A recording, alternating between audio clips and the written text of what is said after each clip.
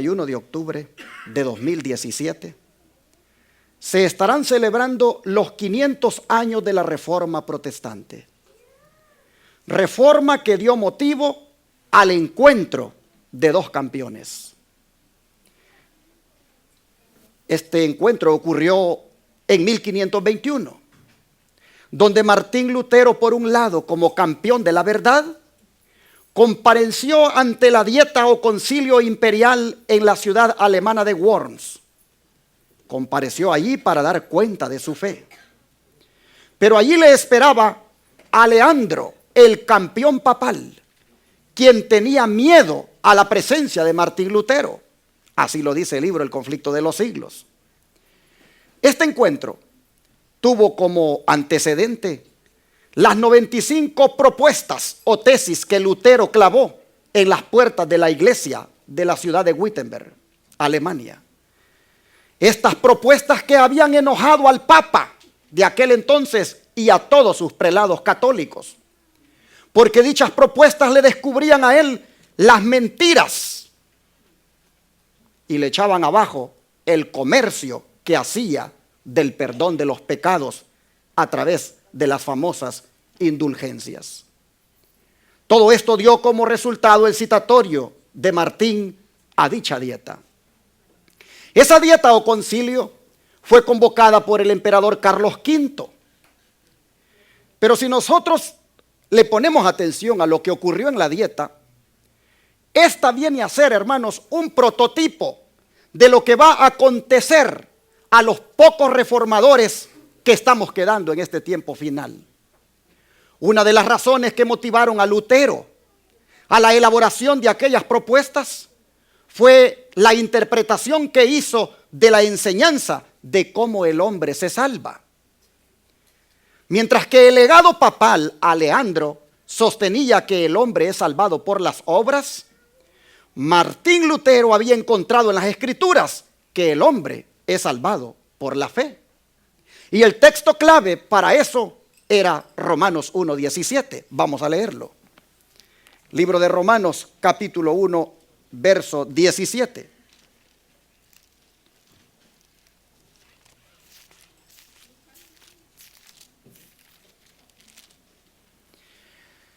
Y la palabra del Señor dice: porque en él la justicia de Dios es revelada de fe en fe, como está escrito, mas el justo por la fe vivirá.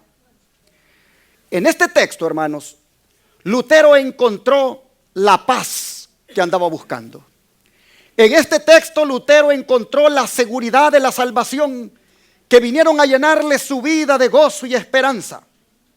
Después de haber padecido angustia e inseguridad en cuanto al tema de la salvación, él encontró en este texto todo lo que necesitaba. Porque Martín Lutero, él quería ser salvo. Martín Lutero, el tema de la salvación le era muy importante.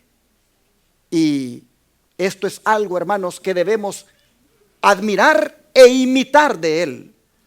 Porque si Martín Lutero estaba preocupado por su salvación, nosotros también debemos estarlo, ¿no es cierto?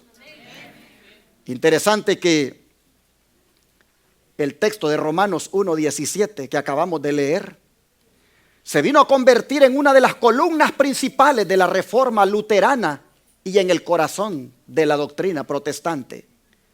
Lutero descubrió en Romanos 1:17 que acabamos de leer, descubrió la justicia de Dios. Esa justicia que justifica al hombre, ¿por qué razón? Por la fe. ¿Qué significa esto? Significa, hermanos, que Dios absuelve al hombre. Significa que Dios lo declara justo y lo trata como tal. La reacción de Lutero al encontrar aquella verdad es bien interesante. Miren lo que él dice. Me sentí, dice, encendido por el deseo de comprender debidamente un término empleado en la carta a los Romanos en el primer capítulo, donde dice que la justicia de Dios ha sido revelada en el Evangelio. Al fin, dice, Dios tuvo piedad de mí. Mientras yo meditaba día y noche y examinaba la lógica de estas palabras, la justicia de Dios ha sido revelada en el Evangelio, como está escrito, el justo vivirá por la fe. Empecé, dice, a comprender que la justicia de Dios aquí significa la justicia que Dios da y por la cual el justo vive si tiene fe. El sentido de la frase, dice, es pues el siguiente: el Evangelio nos revela la justicia de Dios, pero esta justicia es la justicia pasiva por la cual Dios en su misericordia nos justifica por medio de la fe. De pronto, dice, me sentí como renacer y me pareció haber entrado por unas puertas abiertas de par en par en el mismo paraíso. Desde aquel momento, dice, la Escritura toda tomó para mí un aspecto nuevo. Cuanto había detestado este término de justicia de Dios, tanto ahora lo amaba, lo acariciaba como palabra suavísima. Y de este modo, aquel pasaje de San Pablo se convirtió para mí en la puerta del paraíso. Hermanos, es que no hay cosa más hermosa que tener paz interior, ¿no es cierto? No hay cosa más hermosa que sentirse uno justificado, perdonado, sentirse uno absuelto de toda culpa. Martín Lutero quería encontrar esa paz, quería tener eso interior que solo la tiene el que ha sido justificado. Él equivocadamente había andado buscando eso a través de las penitencias, a través de las indulgencias, a través de todo aquel sistema católico que le habían enseñado. Pero cuando él se encuentra con Romanos 1:17 y dice, no, el hombre se justifica por la fe en Cristo, y esa justicia que el hombre necesita se encuentra, dice, en el Evangelio. Entonces él procedió a compartir. Cuando encontró esto, comenzó a compartir como todo un campeón la verdad que había encontrado. En el libro El conflicto de los siglos dice, Lutero inició entonces resueltamente su obra como campeón de la verdad. Su voz se oyó desde el púlpito en solemne exhortación. Expuso al pueblo el carácter ofensivo del pecado y le enseñó que le es imposible al hombre reducir su culpabilidad o evitar el castigo por sus propias obras. Les dijo que solo el arrepentimiento ante Dios y la fe en Cristo pueden salvar al pecador. La gracia de Cristo les dijo que no se podía comprar, que es un don gratuito, y aconsejaba a sus oyentes que no compraran las indulgencias que el papado estaba vendiendo, sino que tuvieran, les dijo, fe en el Redentor crucificado. Refería su dolorosa experiencia personal, diciéndoles que en vano él había intentado por medio de la humillación y de las mortificaciones del cuerpo asegurar su salvación. Y afirmaba que desde que había dejado de mirarse a sí mismo y había confiado en Cristo, había alcanzado paz y gozo para su corazón. Hermanos, yo no sé cuál es el pecado que a usted lo agobia. Yo no sé si usted tiene la debilidad de la pornografía. No sé si usted tiene la debilidad de serle infiel a su esposo o a su esposa. No sé si el problema suyo, hermano, es de que usted anda haciendo algo malo delante de Dios. Y es posible que usted no tenga paz. Pero si usted mira a Jesucristo ahora y lo mira muriendo por usted en la cruz del Calvario y lo mira derramando esa sangre preciosa por usted y lo ve ofreciéndole el perdón, yo estoy seguro que si usted lo mira a él, entonces mire esperanza para usted. Lutero le dijo, no necesitan hacer penitencias, no necesitan hacer esas obras, mírenlo a él, reclamen su justicia y la justicia de él les cubre sus pecados. Ahora, hermanos, esta salvación tan grande y hermosa que Lutero encontró, nos es ofrecida a nosotros también en este libro, en la palabra de Dios. Vamos a leer 2 Timoteo 3, versículo 15. 2 Timoteo capítulo 3, versículo 15. Y el apóstol Pablo le dice a Timoteo lo siguiente: y que desde la niñez has sabido las sagradas escrituras, las cuales te pueden hacer sabio para la salvación por la fe que es en Cristo Jesús. ¿Por qué ¿Por medio de qué es salvo el ser humano? Por la fe en Cristo Jesús. Hermanos, con este texto nosotros podemos ver que la doctrina de Lutero y la doctrina de la Reforma estaba fundada ¿en qué cosa? En la palabra de Dios. Y así se vino a convertir. La sola escritura se vino a convertir, hermanos, en la primera de las columnas de la Reforma protestante. De allí derivaron todas las demás. Hablando de la sola escritura, miren lo que la sierva del Señor, Elena White, le fue revelado. En su palabra, Dios comunicó a los hombres el conocimiento necesario para la salvación. Las sagradas escrituras deben ser aceptadas como dotadas de autoridad absoluta y como revelación infalible de su voluntad. Constituyen la regla del carácter, nos revelan doctrinas y son la piedra de toque de la experiencia religiosa. Las escrituras declaran explícitamente que la palabra de Dios es la regla por la cual toda enseñanza y toda manifestación religiosa debe ser probada. Y luego dice que Dios tendrá en la tierra un pueblo que va a sostener ¿qué cosa?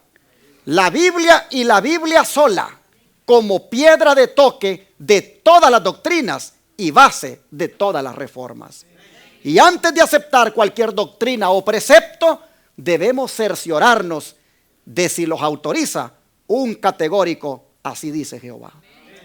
Así que, hermanos, esta expresión de la Biblia y la Biblia sola es lo que Martín Lutero comenzó a sostener ante el papado, ante sus hermanos cristianos de su tiempo. Él decía, solo la escritura y no la tradición. Así lo hizo cuando, impresionado en la escritura, encontró que el hombre es salvado por la fe en Jesucristo. Habiendo encontrado, hermanos, en la Biblia el camino para la salvación, Martín Lutero, la historia dice que se propuso de que la gente de su tiempo tuviera una Biblia, porque el papado de aquel tiempo le había negado la Biblia a la gente. La gente iba a la misa y se la daban en latín, y tenía la gente que pues saber el latín para poder entender lo que el padre decía. Biblias en su idioma la gente no tenía. De manera que Martín Lutero, cuando encuentra en la escritura la verdad, él dice, la gente debe tener la escritura. Y así él comenzó a abogar para que la gente tuviera acceso a la Biblia en su propio idioma. Algo que, como ya dije, el papado lo tenía prohibido, pues de esa manera la gente descubriría sus falsas doctrinas que propagaba. Así que debemos dar gracias a Dios, hermanos, nosotros hoy, porque el Señor levantó a Martín Lutero. Debemos de dar gracias a Dios porque hubo un valiente como él, que sostuvieron que el estudio de las escrituras no es exclusivo de eruditos en materia de religión, sino que hasta un niño la puede entender.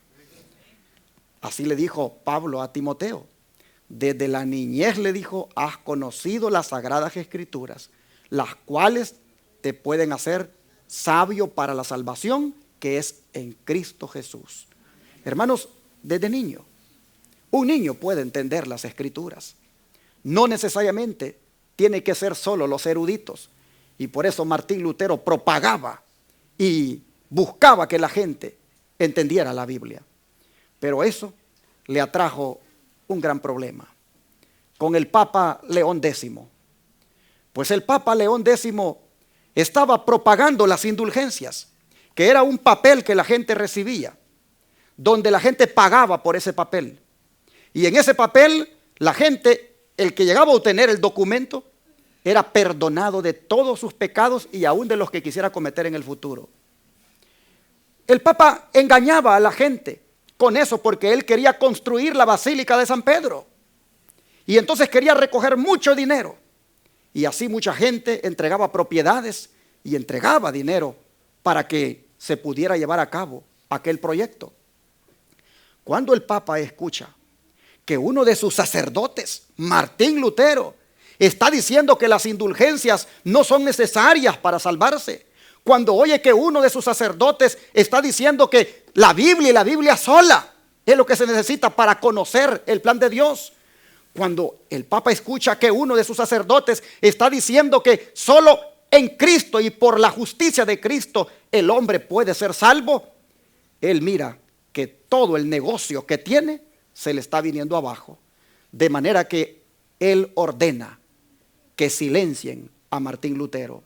Él ordena que inclusive quemen los libros que Martín Lutero está escribiendo para despertar a la gente. Y aún más, escribe lo que se le llama bula papal, un documento con el sello del Papa, donde declara que Martín Lutero es un hereje porque está cuestionando los dogmas o creencias católicas, y ordena que nadie lea los libros de Martín Lutero, sino que más bien sean quemados, porque dichos libros estaban abriendo los ojos de la gente, estaban sacando a la gente de la ignorancia, estaban sacando a la gente de las tinieblas a la luz admirable.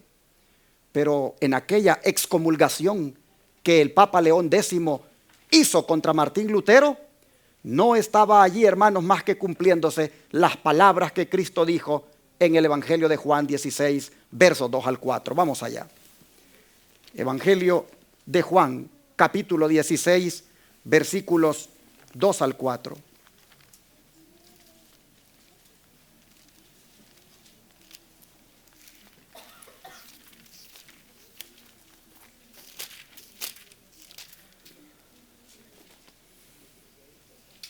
Juan 16, versículos 2 al 4. Jesús dijo: os echarán de las iglesias, porque la sinagoga es lo mismo que iglesia. Os echarán de las iglesias, y aún viene la hora cuando cualquiera que os mate pensará que rinde servicio a Dios. Y esto os harán porque no han conocido al Padre ni a mí. Pero os he dicho esto para que cuando llegue la hora os acordéis que yo os lo había dicho. Pero esto no os lo dije al principio, porque yo estaba con vosotros.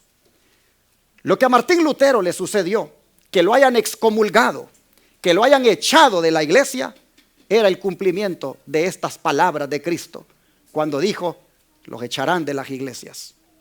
Los echarán de las iglesias, y los que los echen van a pensar que están haciendo la voluntad de Dios con eso.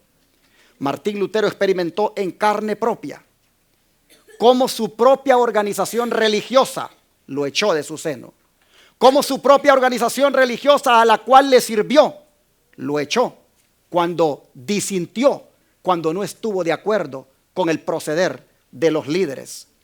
Hermanos, ¿qué hizo Martín Lutero cuando lo echó la iglesia? ¿Se puso a llorar? ¿Se desapareció por allí y nadie supo qué se hizo Martín Lutero? No.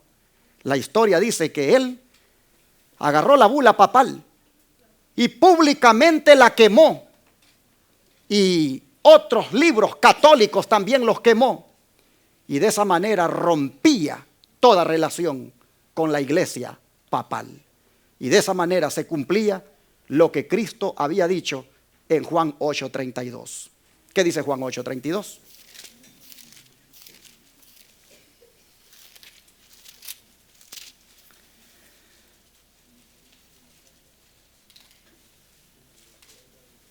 Y conoceréis la verdad, y la verdad, ¿qué cosa? Os hará libres. Martín Lutero, hermanos, había descubierto la verdad de la salvación y ya no quedaría más entrampado en los errores del papado. Era un hombre libre en Jesucristo. La sierva del Señor, Elena White, dice: el medio, dice, por el cual se puede vencer al maligno es aquel por el cual Cristo venció: el poder de la palabra. Dios no domina nuestra mente sin nuestro consentimiento, pero si deseamos conocer y hacer su voluntad, se nos dirige su promesa: conoceréis la verdad y la verdad os hará libres. Si alguno quisiere hacer su voluntad, dijo Cristo, conocerá de mi enseñanza.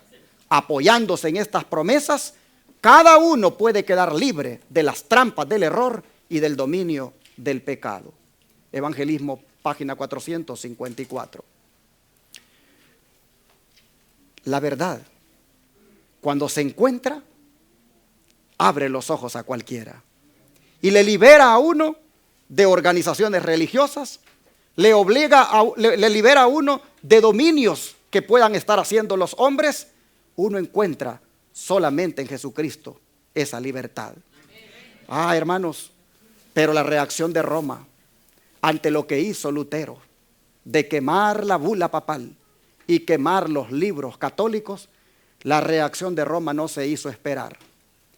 Desde Roma fue enviado a Alemania Aleandro, uno de los prominentes campeones del papado. Llegó allí para cabildear con el emperador Carlos V, para que condenara a Lutero. Y así el poder civil, unido con la iglesia, destruyeran al reformador, tal como ocurrió con el reformador Jesucristo en relación con los líderes de su tiempo. ¿Qué dijeron los líderes religiosos cuando tenían al reformador de su tiempo, a Jesucristo? Vamos al libro de Mateo 27, versos 1 y 2. Mateo 27, versos 1 y 2.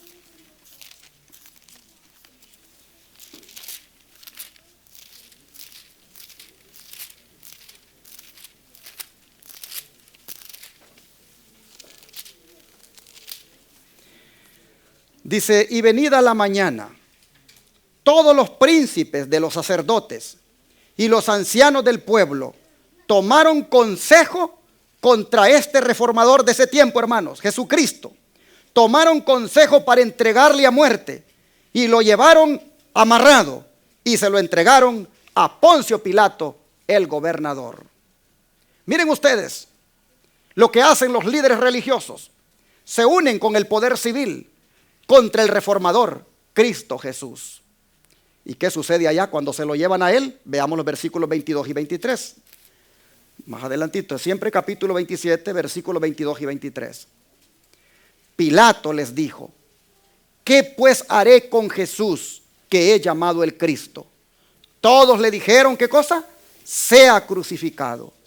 Y el gobernador les dijo: pues qué mal ha hecho.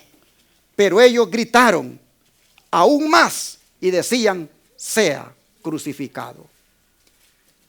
Así de la misma manera, a Martín Lutero, los enviados papales vinieron para cabildear con el emperador Carlos V, para conseguir la condena del poder civil, porque ellos ya lo habían condenado como poder religioso. Siempre que la iglesia se una con el Estado, será para imponer una pena de muerte. Aquí nosotros miramos a Aleandro buscando que el emperador Carlos V aplique una condena para Lutero. Sobre el papel que jugó Aleandro con Carlos V, miren lo que está escrito en el Conflicto de los Siglos. Un nuevo emperador, dice Carlos V, había ascendido al trono de Alemania y los emisarios de Roma se apresuraron a presentarle sus plácemes y procuraron que el monarca empleara su poder contra la reforma. Así se llamaba el movimiento de Martín Lutero, la reforma. Los papistas, dicen, no se darían por contentos, sino con un edicto imperial que sentenciara a muerte a Lutero. La atención general, dice, se fijó en la reunión de los estados alemanes convocada en Worms a poco de haber sido elevado Carlos al trono. Con todo, dice, el asunto que despertaba más interés en aquella vasta asamblea era la causa del reformador sajón, Lutero. Carlos, dice, había encargado ya de antemano al elector que trajeran a Lutero ante la dieta. Dieta se le llamaba a esa asamblea. Y decían que se le iba a asegurar la protección.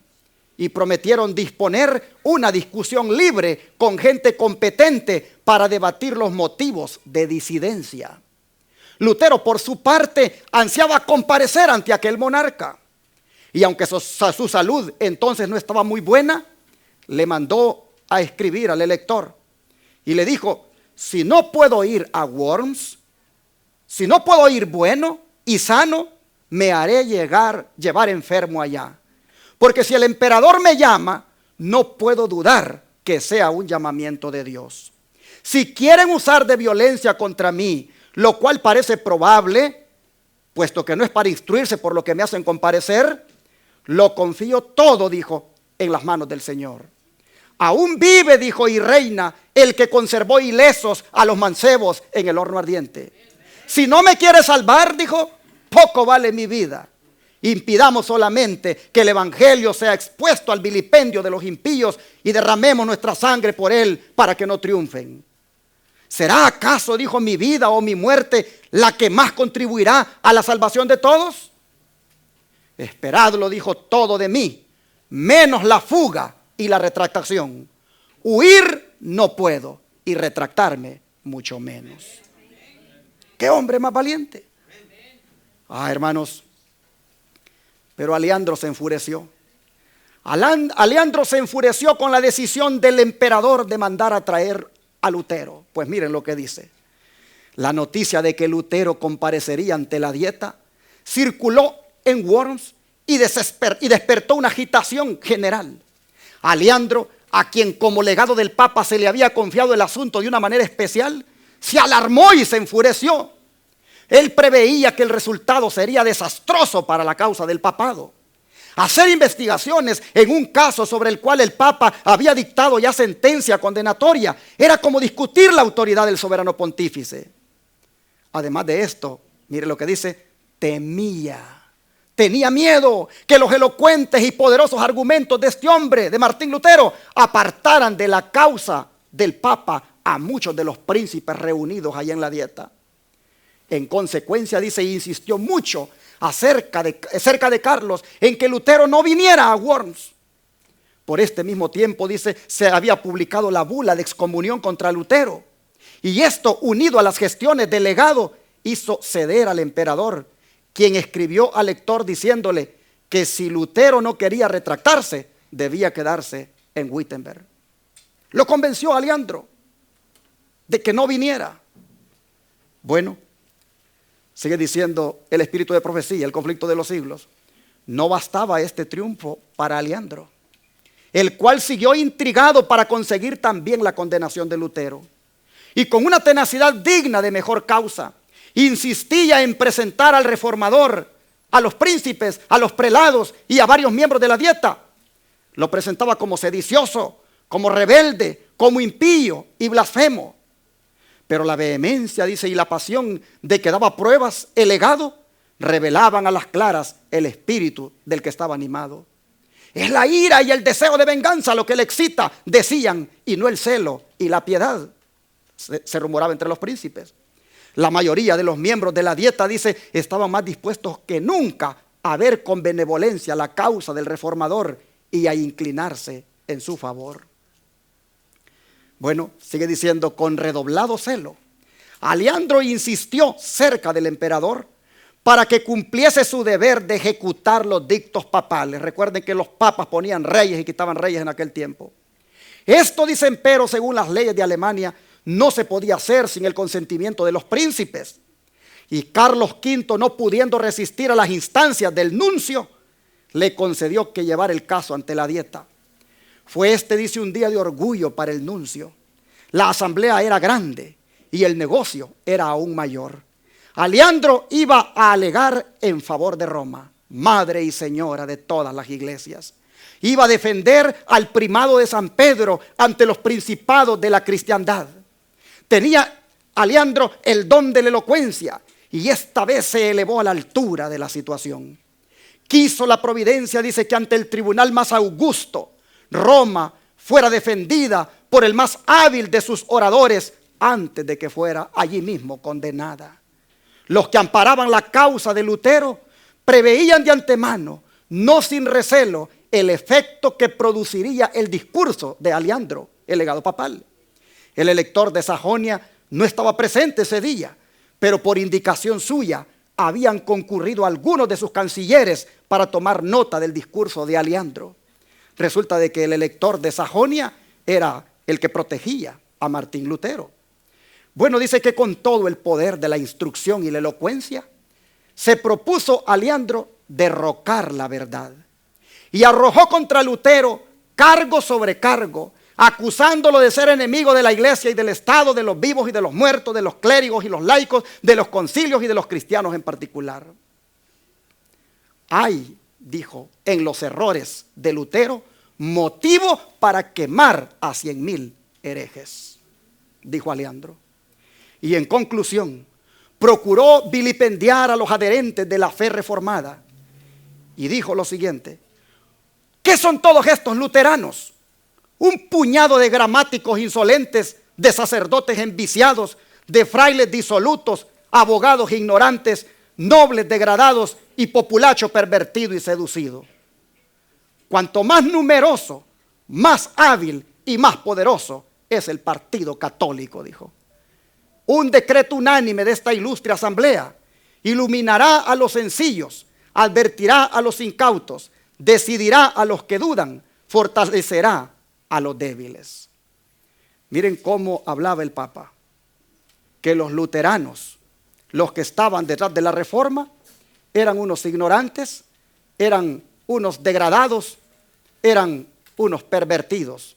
En cambio, decía él, el partido católico es más numeroso, es más unánime. Bueno, hermanos, la sierva del Señor, Elena White, comentando estas palabras de Aleandro, cómo se expresaba de Lutero y sus seguidores, dice ella lo siguiente: estas, dice, son las armas que en todo tiempo han esgrimido los enemigos de la verdad. Estos son los mismos argumentos que presentan hoy los que sostienen el error para combatir a los que propagan las enseñanzas de la palabra de Dios. ¿Quiénes son, dicen, estos predicadores de nuevas doctrinas? Así exclaman los que abogan por la religión popular. Y dicen, son indoctos, escasos en número y los más pobres de la sociedad. Y con todo pretenden tener la verdad y ser el pueblo escogido de Dios. Dicen, son ignorantes que se han dejado engañar. Cuán superior, dice, es en número y en influencia nuestra iglesia. Cuántos hombres grandes e ilustrados hay entre nosotros. Cuánto más grande es el poder que está de nuestra parte. Estos son, dice, los argumentos que más sacan a relucir y que parecen tener influencia en el mundo, pero que no son ahora de más peso que en los días del gran reformador. No les extraña, hermanos, que esta pequeña iglesia, que no pertenece a una corporación religiosa, que es independiente, no les extrañe que se digan los mismos comentarios que se decían de los luteranos en aquel tiempo. ¿Quiénes son esos de la Iglesia Advenimiento del Séptimo Día de Houston? No pertenecen a ninguna organización religiosa. No hay ningún nombre en todo el mundo de esa iglesia. ¿Qué son esas gentes pobres? ¿Qué son esas gentes que no tienen dinero para que digan que están teniendo la verdad? Ahí no hay doctores, ahí no hay gente con maestría, ahí no han salido de Montemorelos, ahí no han salido de la Universidad de Andrews, ahí son gente que campesinas son a lo mejor. ¿Qué son ellos? En cambio, nosotros tenemos un nombre que es conocido a nivel mundial. Tenemos gente que ha egresado de las mejores universidades y estos sí pueden decir que predican la verdad. No nos extrañe que comentarios como esos se digan de nosotros, pero ya Cristo nos había advertido de que si con el árbol verde habían hecho todo lo que hicieron, ¿qué no se haría con el árbol seco? Bueno, hermanos, nosotros tenemos aquí lo que dicen los que ven con desprecio a los que tienen pocos recursos. Dice, honda fue la impresión que produjo en la asamblea el discurso del legado. No hubo ningún Lutero para refutar los cargos del campeón papal con las verdades convincentes y sencillas de la palabra de Dios. No hubo porque todavía no había llegado. Él estaba buscando que no lo invitaran, que no llegara allí. Ningún esfuerzo se hizo, dice, para defender al reformador en esa ocasión. Se manifestaba una disposición general, no solo para condenarlo junto con las doctrinas que enseñaba, sino para arrancar de raíz la herejía. Roma había disfrutado de la oportunidad más favorable para defender su causa. Se había dicho todo cuanto pudiera decirse para justificarla, pero aquella victoria aparente no fue sino la señal de la derrota. Desde aquel día el contraste entre la verdad y el error iba a resaltar más y más, porque la lucha entre ambos quedaba resueltamente empeñada. Nunca desde aquel momento iba a quedar Roma tan segura como antes lo estuviera. Sí, porque ya iba a llegar Lutero e iba a poner las cosas en su lugar. Sigue diciendo el Espíritu de Profecía que el concilio entonces pidió que compareciera el reformador. Y a pesar de las intrigas, protestas y amenazas de Aleandro, el emperador consintió al fin y Lutero fue citado a comparecer ante la Dieta. Con la notificación se expidió también un salvoconducto que garantizaba al reformador su regreso a un lugar seguro. Ambos documentos le fueron llevados por un heraldo encargado de conducir a Lutero de Wittenberg a Worms. Y cuando Lutero recibe esa notificación que debe de ir, los amigos de él se afligen, porque ya hay antecedentes de otros reformadores que han sido quemados, otros que han sido llevados a la hoguera por el papado, por disentir. Entonces vean lo que hacen los amigos. Los amigos de Lutero, dice, estaban espantados y desesperados.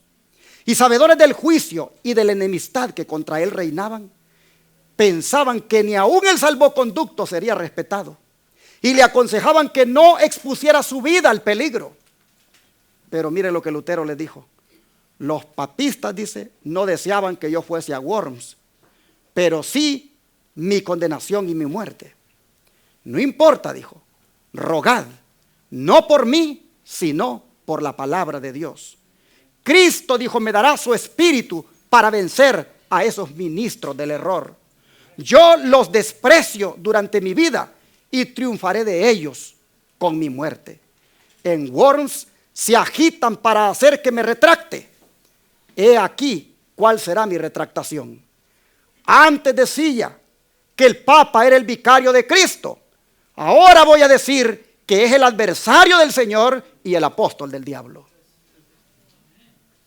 Eso es lo que voy a decir y esa va a ser la retractación que ellos esperan que yo diga. Bueno, dice que Lutero no iba a emprender solo su peligroso viaje. Además del mensajero imperial, se decidieron a acompañarle 3 de sus más fieles amigos. Y Melanchthon deseaba ardientemente unirse con ellos. Su corazón estaba unido con el de Lutero y se desvivía por seguirle, aún hasta la prisión o a la muerte. Pero sus ruegos fueron inútiles. Si sucumbía Lutero, las esperanzas de la reforma quedarían cifradas en los esfuerzos de su joven colaborador. Al despedirse de él, le dijo el reformador: si yo no vuelvo, caro hermano, y mis enemigos me matan, no ceses de enseñar la verdad y permanecer firme en ella. Trabaja en mi lugar. Si tú vives, poco importa que yo perezca. Los estudiantes y los vecinos que se habían reunido para ver partir a Lutero estaban conmovidos hondamente. Una multitud de personas cuyos corazones habían sido tocados por el evangelio le despidieron con llantos, y así salió de Wittenberg el reformador y sus acompañantes. Pero en el camino la gente le recibía y la gente le daba palabras de desánimo para que no continuara su viaje. En Erfurt, que era la universidad donde él había sacado su doctorado, allí Lutero fue recibido con honra.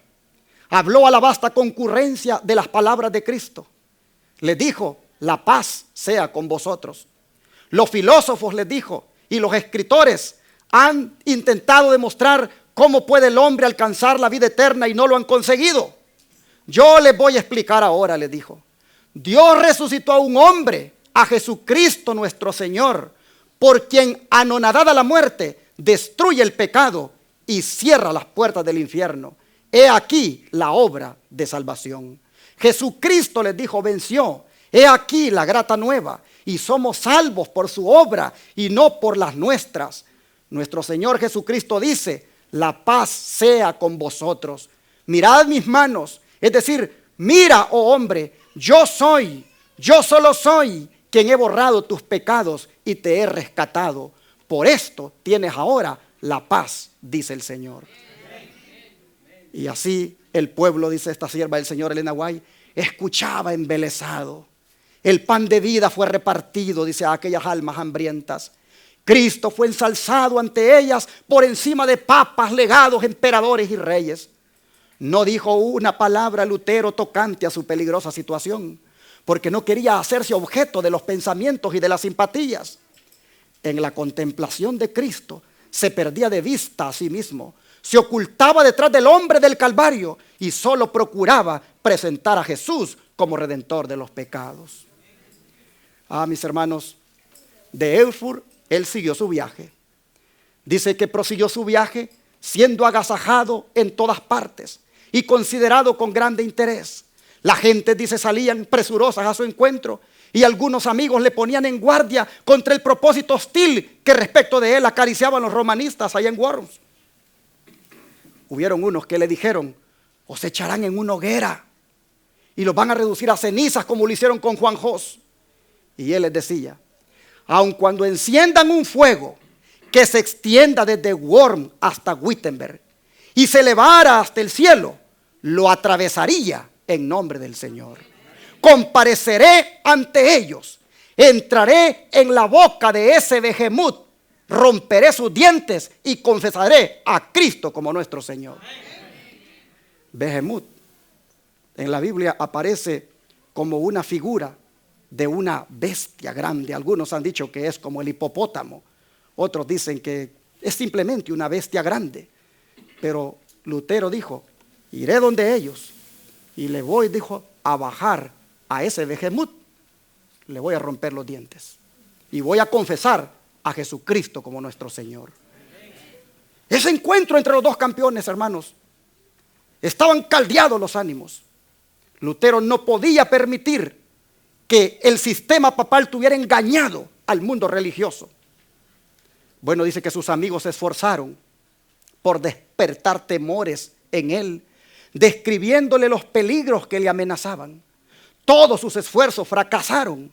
Lutero, sin inmutarse, dijo: aunque haya tantos diablos en Worms, cuantas tejas hay en los techos, entraré allí. No tenía miedo. Y dice que cuando llegó allá, cuando llegó a Worms, una enorme muchedumbre se agolpó a las puertas de la ciudad para darle la bienvenida. No se había reunido, dice, un concurso tan grande para saludar la llegada del emperador mismo.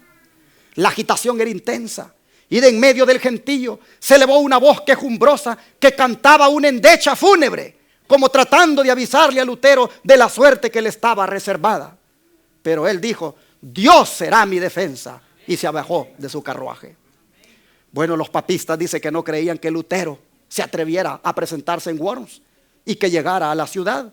Para ellos, dice, la llegada fue motivo de profunda consternación. El emperador citó inmediatamente, dice, a sus consejeros para acordar lo que se tenía que hacer. Y uno de los obispos, fanático papista, dijo: mucho tiempo hace que nos hemos consultado sobre este asunto. Deshágase pronto de ese hombre, vuestra majestad imperial. ¿No hizo quemar Segismundo a Juan Hus? Nadie está obligado a conceder ni a respetar un salvoconducto dado a un hereje. Y entonces dijo él: no, lo que uno ha prometido, dijo, es menester cumplirlo. Y se convino entonces en que el reformador sería escuchado. Al día siguiente, dice, de su llegada, Lutero fue citado a comparecer ante la Dieta. Se nombró a un dignatario imperial para que lo condujera a la sala de las audiencias, a la que llegaron no sin dificultad. Todas las calles, dice, estaban obstruidas por el gentío que se agolpaba en todas partes, curioso de conocer a aquel monje que se había atrevido a resistir la autoridad del Papa. Se abrieron, dice, por fin ante él las puertas del concilio. El emperador estaba ocupando el trono, rodeado de los más ilustres personajes del imperio. Ningún hombre, dice, había comparecido jamás ante una asamblea tan importante como aquella ante la cual compareció Martín Lutero para dar cuenta de su fe. Esta comparecencia era ya un manifiesto triunfo conseguido sobre el papismo. El Papa había condenado a este hombre y él se hallaba ante un tribunal que se colocaba así sobre el Papa. El Papa le había puesto en entredicho y expulsado de toda sociedad humana, y sin embargo se le había convocado con términos honrosos e introducido ante la más augusta asamblea del universo. El Papa le había impuesto silencio, pero ahora él iba a hablar delante de miles de oyentes reunidos de los países más remotos de la cristiandad. Una revolución sin límites se había cumplido así por medio de Lutero. Roma bajaba ya de su trono y era la palabra de un fraile la que le hacía descender. Ahora estaban frente a frente los dos campeones. El campeón de la verdad, Lutero, y el campeón de la mentira, Aleandro. Solo dos preguntas tenían para Martín Lutero aquel día. Veamos. Lutero fue conducido hasta un lugar situado frente al trono del emperador. Un profundo silencio reinó en la numerosa asamblea. Enseguida un alto dignatario se puso de pie y, señalando una colección de los escritos de Lutero, exigió que el reformador contestara dos preguntas. Una, si reconocía aquellas obras como suyas. Y dos, si estaba dispuesto a retractarse del contenido de ellas. Habiendo sido leídos los títulos de los libros, Lutero dijo a la primera pregunta que sí, que reconocía que eran suyos. Pero tocante a la segunda pregunta, añadió: atendido que concierne a la fe y a la salvación de las almas en la que se haya interesada la palabra de Dios, a saber, el más grande y precioso tesoro que existe en los cielos y en la tierra, obraría yo, les dijo imprudentemente, si respondo sin reflexión. Pudiera afirmar menos de lo que se me pide o más de lo que exige la verdad y hacerme así culpable contra esta palabra de Cristo. Cualquiera que me negare delante de los hombres, le negaré yo también delante de mi Padre que está en los cielos. Por esta razón, dijo, suplico a su majestad imperial, con toda sumisión, se digne a concederme tiempo para que pueda yo responder sin manchar la palabra de Dios. Lutero obró discretamente al hacer esta súplica. Sus palabras convencieron a la asamblea de que él no hablaba movido por pasión ni arrebato. Esta reserva, esta calma tan sorprendente en semejante hombre, acreció su fuerza y le preparó para contestar más tarde con una sabiduría, una firmeza y una dignidad que iban a frustrar las esperanzas de sus adversarios y confundir su malicia y su orgullo. Cuando fue llevado, dice, nuevamente ante la dieta, no revelaba su semblante sombra alguna de temor ni de cortedad, sino que sereno y manso, a la vez que valiente y digno, se presentó como testigo de Dios entre los poderosos de la tierra. El canciller le exigió que dijera si se retractaba de sus doctrinas. Lutero respondió del modo más sumiso y humilde, sin violencia ni apasionamiento. Su porte era correcto y respetuoso, si bien revelaba en sus modales una confianza y un gozo que llenaban de sorpresa a la asamblea. Y dijo: serenísimo emperador, ilustres príncipes, benignísimos señores, comparezco humildemente hoy ante vosotros, según la orden que se me comunicó ayer, suplicando por la misericordia de Dios a vuestra majestad y a vuestras augustas altezas se dignen escuchar bondadosamente la defensa de una causa acerca de la cual tengo la convicción que es justa y verdadera. Si falto por ignorancia a los usos y conveniencias de las cortes, perdonádmelo, pues no he sido educado en los palacios de los reyes, sino en la oscuridad del claustro. Aquellos, dice, que cerraban obstinadamente los ojos para no ver la luz, resueltos ya a no aceptar la verdad, se llenaron de ira al oír las poderosas palabras de Lutero. Y tan luego como hubo dejado de hablar, el que tenía que contestar en nombre de la dieta le dijo con indignación: no habéis respondido a la pregunta que se os ha hecho. Se exige de vos una respuesta clara y precisa. ¿Queréis retractaros, sí o no? Y Martín Lutero contestó: ya que su serenísima majestad y sus altezas exigen de mí una respuesta sencilla, clara y precisa, voy a darla, y es esta: yo no puedo someter mi fe ni al Papa ni a los concilios, porque es tan claro como la luz del día que ellos han caído muchas veces en el error, así como en muchas contradicciones consigo mismos. Por lo cual, si no se me convence con testimonios bíblicos o con razones evidentes, y si no se me persuade con los mismos textos que yo he citado, y si no sujetan mi conciencia a la palabra de Dios, yo no puedo ni quiero retractar nada, por no ser digno de un cristiano hablar contra su conciencia. Heme aquí, no me es dable hacerlo de otro modo. Que Dios me ayude. Amén. Y con esas palabras, hermanos, nació la libertad de conciencia, nació la libertad religiosa y nació la libertad a disentir, a ser disidente, a no estar de acuerdo. Hermanos, ante aquellos dos campeones, la asamblea entera quedó un rato muda de asombro. Los partidarios de Roma quedaron allí derrotados. Los caudillos papales estaban acongojados porque su poder, que había hecho temblar a los reyes y a los nobles, ahora era despreciado por un pobre monje. Nosotros estamos ahora aquí sentados con libertad. Nosotros estamos ahora aquí como iglesia protestante reunidos, pero pocos hemos hecho conciencia de lo que ha costado esta libertad. Si no hubiera sido por Juan Wycliffe, por Juan Hus, por Martín Lutero, por John Calvino, por Ulrico Zwinglio y todos los demás que se levantaron, hermanos, nosotros todavía estuviéramos en tinieblas. Pero porque esos hombres fueron valientes y fieles y leales a Cristo, hoy nosotros somos libres en Jesucristo. Hoy nosotros estamos aquí con esta libertad, adorando en sábado. Hoy nosotros estamos sentados aquí en calidad de protestantes. Oh, hermanos, el próximo martes, cuando todos estén celebrando el Día de las Brujas, cuando todos estén celebrando el Día de los Disfraces, el Día de Halloween, se estarán cumpliendo 500 años de aniversario de esta reforma. Esta reforma que por la gracia de Dios surgió en la época de la historia para que nosotros hoy la disfrutemos. Esa reforma, hermanos, va a ser conmemorada por los luteranos, solo que tristemente la van a conmemorar con el enemigo de la reforma, con el enemigo de los luteranos. Recientemente, el presidente de la Comisión Católica para la Unidad de los Cristianos dijo, más que ir a celebrar los 500 años de la Reforma, vamos a ir a celebrar, dijo, 50 años de diálogo que hemos estado teniendo.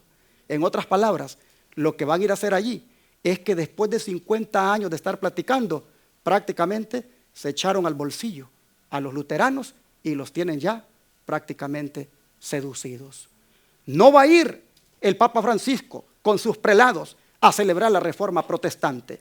Va a ir a celebrar que con su ecumenismo, después de 50 años, ha logrado que los evangélicos le acepten como una máxima autoridad.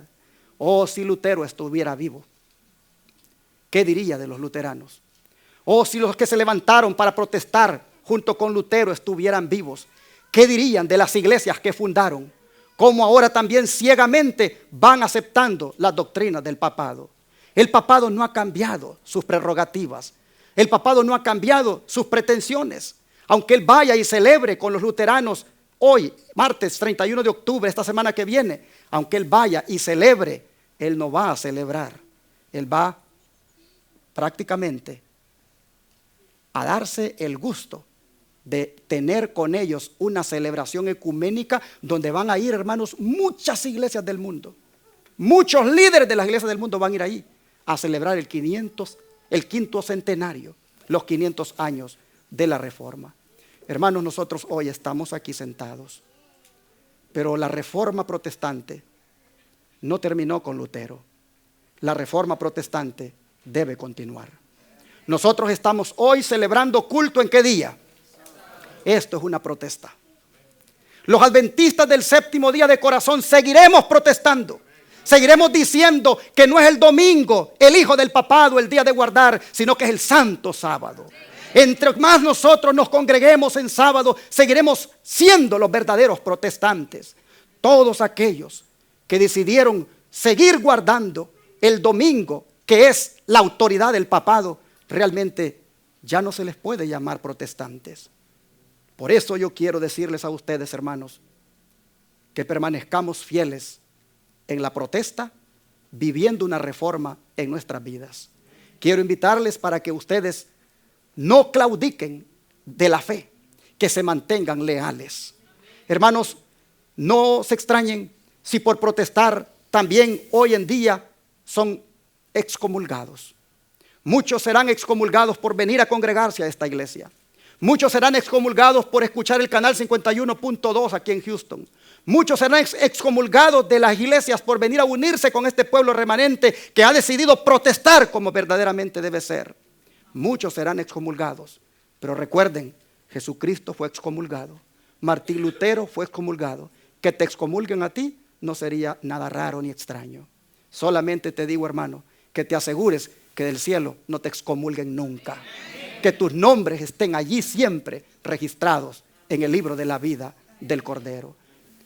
Muchas de las personas que nos están viendo ahora están viéndonos en las casas porque ya fueron expulsados de las iglesias como Martín Lutero lo fue. Simplemente comenzaron a protestar por la clase de música que se estaba usando en los servicios religiosos. Comenzaron a protestar por las alianzas ecuménicas en las cuales el Israel moderno anda involucrado hoy en día. Simplemente comenzaron a protestar por los servicios de adoración que no son basados en la verdad presente. Simplemente protestaron porque ya no se predica el mensaje distintivo, sino que se predican mensajes ecuménicos.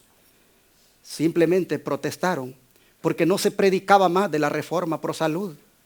Protestaron simplemente porque las normas cristianas se rebajaban. Y por hacer esa protesta, como a Martín Lutero, igualmente los han excomulgado. Es triste que el Israel moderno esté repitiendo los métodos del papado en lo que hace con los verdaderos protestantes que se levantan en su seno. Quiero decirles a ustedes que están ya en sus casas y que los echaron de las iglesias por protestar, que se conforten con este versículo de Isaías 66, versículo 5. Isaías 66, verso 5 dice: oíd palabra de Jehová, vosotros los que tembláis a su palabra. Vuestros hermanos que os aborrecen y os echan fuera por causa de mi nombre, dijeron: Jehová sea glorificado. Mas él se mostrará para alegría vuestra y ellos serán confundidos. Esos hermanos que los echaron, que los aborrecieron y que cuando los echaron dijeron: de esta manera glorificamos el nombre de Dios. Esos hermanos dice que tristemente van a ser confundidos y Jehová se va a manifestar para alegría de ustedes. Sufran con humildad el rechazo, sufran con humildad el que los hayan echado, pero sigan siendo fieles, que Cristo viene no por el nombre de una denominación, Cristo viene no por una organización, sino por un pueblo que le ame y guarde sus mandamientos. Seamos fieles y sigamos protestando. Es mi deseo y oración en esta hora que todos aquí decidamos comprometernos con la verdad y que sigamos siendo los verdaderos protestantes y que nosotros, hermanos, permanezcamos levantando el estandarte de la verdad. Martín Lutero, cuando encontró la verdad, la propagó. Martín Lutero la compartió y nosotros debemos hacer lo mismo. Pregunto en esta hora: ¿cuántos de los presentes agradecen a Dios por haber encontrado la verdad en su santa palabra? Dios les bendiga. Y los que no se han decidido a practicarla, háganlo. Sean los verdaderos protestantes. Sean los que verdaderamente van haciendo las cosas como el Señor manda en su palabra. Y ahora vamos a cantar el himno de Martín Lutero, el himno de la batalla protestante. Castillo fuerte es nuestro Dios.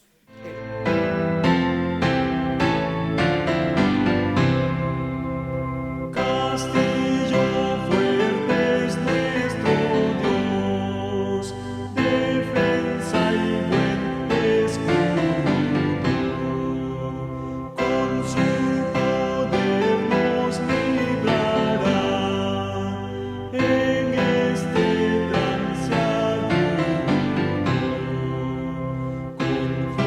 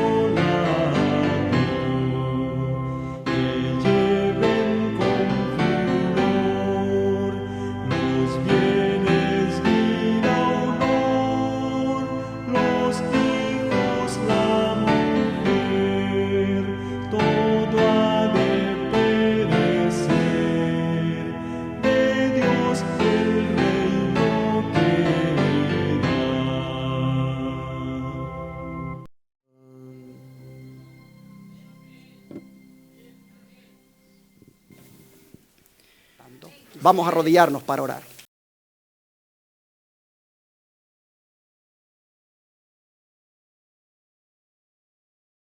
Oh Dios Todopoderoso, te agradecemos, Señor, porque con motivo de este aniversario de los 500 años de la Reforma, nos has motivado a seguir siendo reformadores.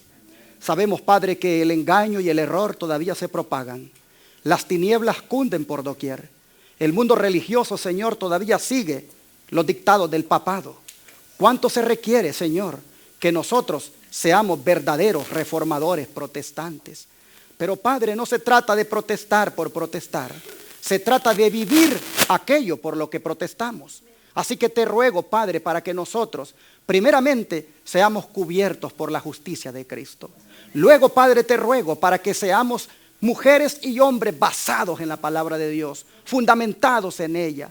Te ruego, Padre, para que los pilares de la Reforma Protestante, estos dos a los que nos hemos referido, la justificación por la fe y la sola Escritura, Señor, sean parte de nuestra vida. Oh Padre, te pedimos que cuando llegue nuestro turno y tengamos que comparecer ante una dieta, corte o el nombre que sea, Señor, que cuando eso suceda por causa de nuestra fe, podamos ser fieles y poder representarte dignamente. Ayúdanos, Señor, a perseverar hoy y siempre. En el nombre de Jesús. Amén.